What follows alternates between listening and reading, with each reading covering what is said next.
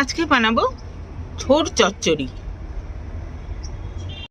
প্রথমে কড়াইতে সর্ষের তেল দিয়েছি, 2.5 টেবিল স্পুনের মতো সর্ষের তেল দিয়েছি। এখানে হাফ চামচ কালো জিরে আর 2 চেরা কাঁচা লঙ্কা দিয়ে দিলাম।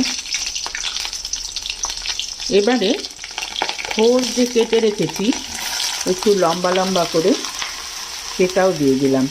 এটা কিন্তু নুন দিয়ে মাখিয়ে রাখিনি, কারণ তাহলে থোড়ের যে জলটা থাকে, আয়রন থাকে প্রচুর, সেইটা বেরিয়ে যাবে।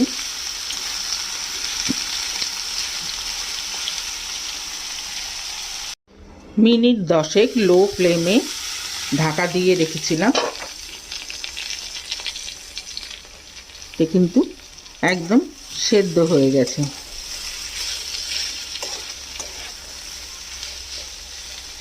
এবারে এটার মধ্যে দিয়ে দেব 1 মুঠ নারকেল কোড়া, দিয়ে ফ্লেমটাকে বাড়িয়ে দিয়ে খোলা অবস্থাতে এটাকে একটু ভাজা ভাজা করে নেব। মিনিট 5 নাড়াচাড়া করলেই বেশ নারকেলটা ভাজা ভাজা হয়ে যাবে। আর তৈরি হয়ে গেল থোড় চচ্চড়ি। খুব চটজলদি হয়ে যায়, মশলাপাতিও লাগে না। এটার মধ্যে ইচ্ছে করলে হলুদ দেওয়া যেতে পারে, বা ইচ্ছে না করলে নাও দেওয়া যেতে পারে। কেমন লাগলো রেসিপি? যদি ভালো লেগে থাকে তাহলে অবশ্যই কমেন্ট বক্সে জানাবেন, লাইক করবেন, শেয়ার করবেন ফ্রেন্ডস অ্যান্ড ফ্যামিলিদের সাথে, আর আমার চ্যানেলটিকে সাবস্ক্রাইব করতে ভুলবেন না।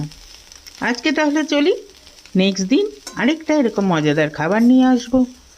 সবাই ভালো থাকবেন, সুস্থ থাকবেন। ওকে দেন, বাই।